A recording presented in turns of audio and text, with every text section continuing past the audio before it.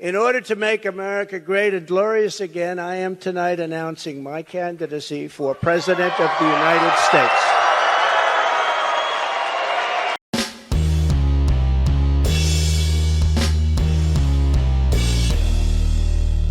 How's everybody doing? My name is Anthony Brian Logan, and today we got to talk about former President Donald Trump announcing that he's going to run again for 2024 presidential election. Now, this is no surprise to anybody. We saw this coming.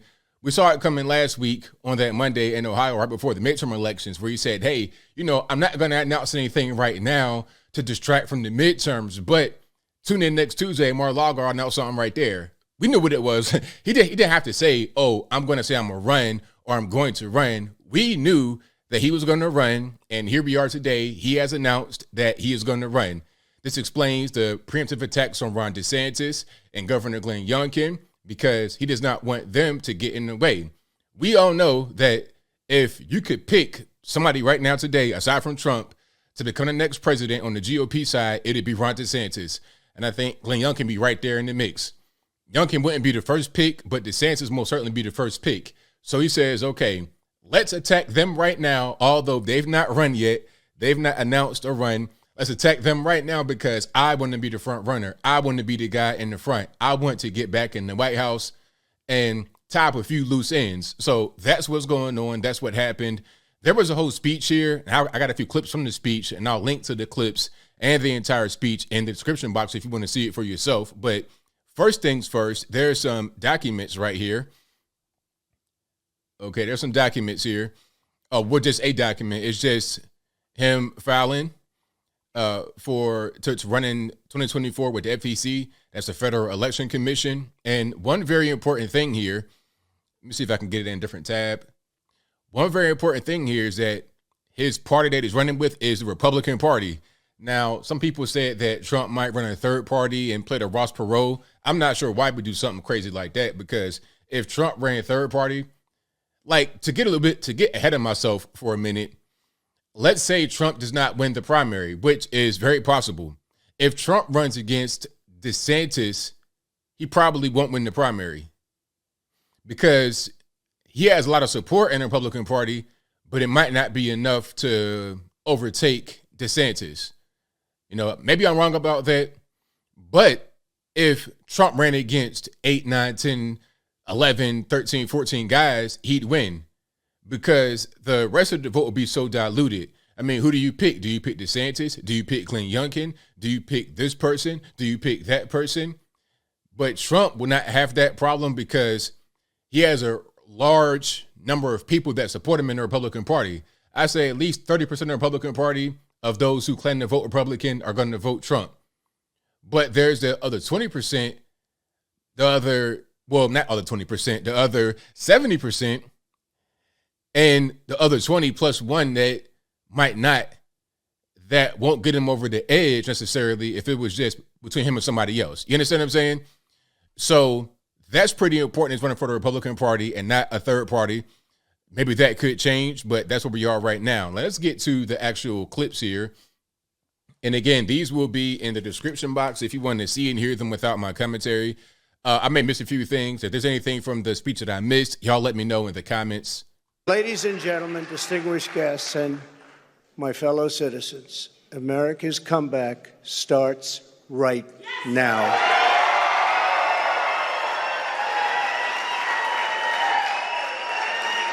So he's ready to come back. Packed house out there in Mar-a-Lago. A lot of friends and family. I saw Barron Trump looking like he was about 8 feet tall in the crowd. So very, very excited crowd. I just hope that same kind of crowd can resonate if and or when Trump wins the primary and he runs for president again in 2024. Because remember, you got to win the primary. This is not just him saying, okay, I am the nominee. I'm going to be the next guy that runs. He has to win the GOP primary. So that's going to be really interesting to see. But let's keep on going here. The Green New Deal and the environment, which they say may affect us in 300 years, is all that is talked about. And yet nuclear weapons, which would destroy the world immediately, are never even discussed as a major threat. Can you imagine? They say the ocean will rise 1/8 of an inch over the next 200 to 300 years. But don't worry about nuclear weapons that can take out entire countries with one shot. Something is. Well, I mean, that's a good point. I'm not sure what the context of it is. It's kind of a short clip because, yeah, nuclear weapons, I guess that could be a problem if they get into the wrong hands. You know, that's definitely an issue. But we have nuclear weapons. Are we going to give them up? Are we going to dismantle them? One thing about Trump that I liked, and I still like right now, is that he is an anti-war person. There was no new conflicts under Trump, but obviously under the Biden administration, we got things going on in Ukraine. We got NATO issues with Poland. It's a different story. I digress. We got issues with a lot of different places: China, South China Sea, Taiwan, North Korea. A lot of different things happening right now under the Biden administration that were not happening under the Trump administration. And anybody who was just being honest would be able to recognize that. The thing about Trump that people just don't like is a lot of what the media put on him that's not his fault, and also just his attitude and his ability to just snap on people unnecessarily. But most of that is the media putting stuff on him. January 6th and what else? The whole thing with Stormy Daniels and Access Hollywood, a bunch of ridiculous BS. Let's keep on going. Responsible for death, carnage, and crime all over our country. Now, to get some context, let's start over again on this one. So context on this, he's talking about calling for drug dealers to be executed. Now, a lot of people that like drugs did not like this particular part too much, but let's hear what he has to say. Responsible for death, carnage, and crime all over our country. Every drug dealer during his or her life on average will kill 500 people with the drugs they sell, not to mention the destruction of families. But we're going to be asking everyone who sells drugs, gets caught selling drugs, to receive the death penalty for their heinous acts, because it's the only way. We don't need any more blue ribbon committees. I don't like to say this, and I don't even know if the American public is ready for it. And a lot of my people say, please don't say that, sir. That's not nice. They kill 500 people each on average. And if you don't do this, in China, when I was with President Xi, I said, President, do you have a drug problem? No, we don't. He looked at me like I didn't know what I was doing. And you know, the thing about drugs and asking Xi Jinping from China is crazy, because a lot of the fentanyl that comes from chemicals that are made in Chinese factories. Then they get sent to the cartels over North America, you know, like Mexico, U.S., Canada. They are brought into the border, through the border, and they're given to kids, adults, elderly, everyone. It's mostly fentanyl. Anything on the street, any kind of drugs on the street are pretty much fentanyl. You might get some weed less of fentanyl at this particular point in time. It's crazy.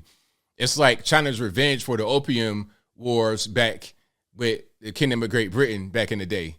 It's their revenge. And also TikTok, which is like a liquid form of fentanyl. And that's, not a liquid form, a digital form of fentanyl.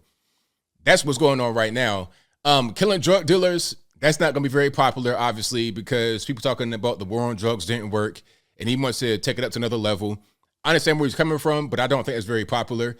That's like Rodrigo Duterte out there in the Philippines. He had the same type of, idea to kill drug dealers or to give them very harsh and severe penalties.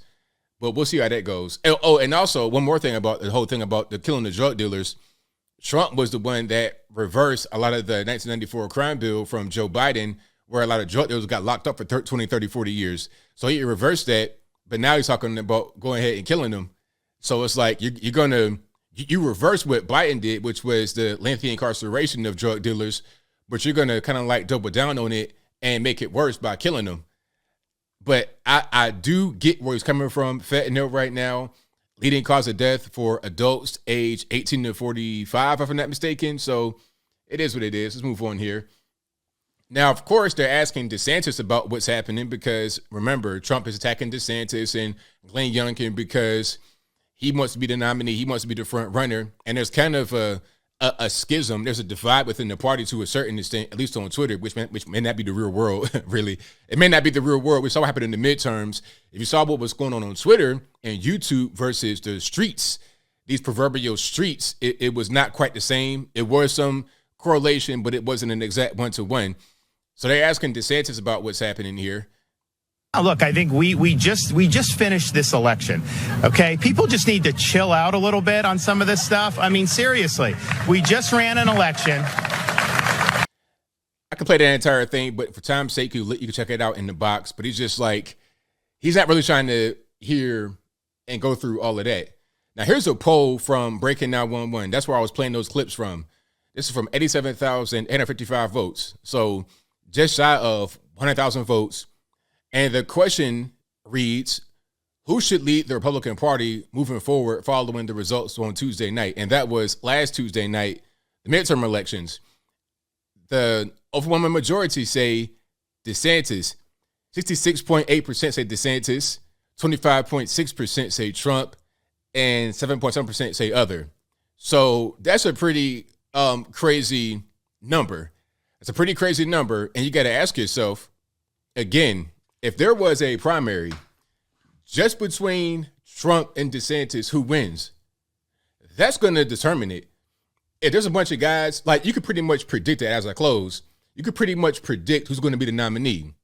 If it's Trump and 10 other guys who are viable candidates like DeSantis and Glenn Youngkin and others, Trump's going to win that because his support is so rock solid, it's not going to go anywhere. However, it's not quite enough to win on the one-to-one.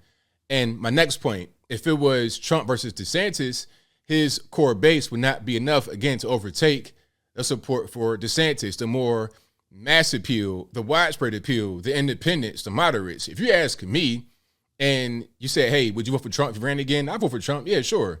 If he won a nomination, I vote for him. Why wouldn't I vote for him? I voted for him 2 times. Why not a 3rd time? I wouldn't say, no, I'm not voting for Trump. I'm going to vote for Joe Biden or whoever they want to put up against him.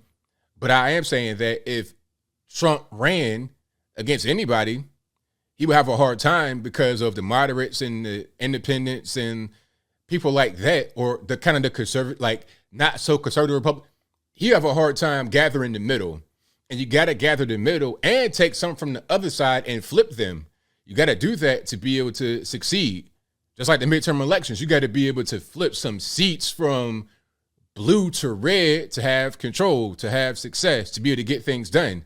You have to do it that way. It can't just be, what do you want as a conservative? What do you want as a Republican? What do you want as a Trump fan?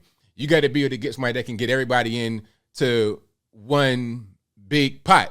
And if you can't do that, you're going to have problems. So we're going to see what happens.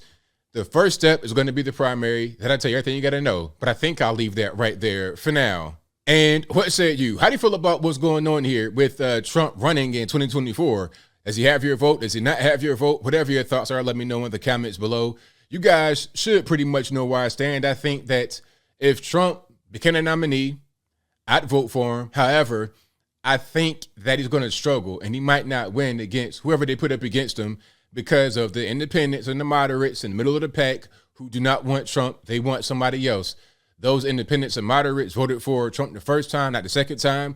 They voted for Obama. You see what I'm saying? They'll switch. They don't really care about party lines or loyalty. They'll switch. It's like, okay, I voted for Obama twice. I don't like Hillary Clinton. I'm not loyal to the Democratic Party. I'm not loyal to whoever Obama says vote for. I'm going to vote for this guy over here because I like what he's got to say. And I do the same thing to Trump. I don't like Trump anymore. I vote for DeSantis. That's what it is. You cannot change them. You cannot make them do something different. They're going to do that. So you got to be able to give them what they want or you will not succeed anymore. But whatever your thoughts are, please let me know in the comments below. And that's all I got to say for this video. If you like what you heard, please comment, rate, share, and subscribe. Peace.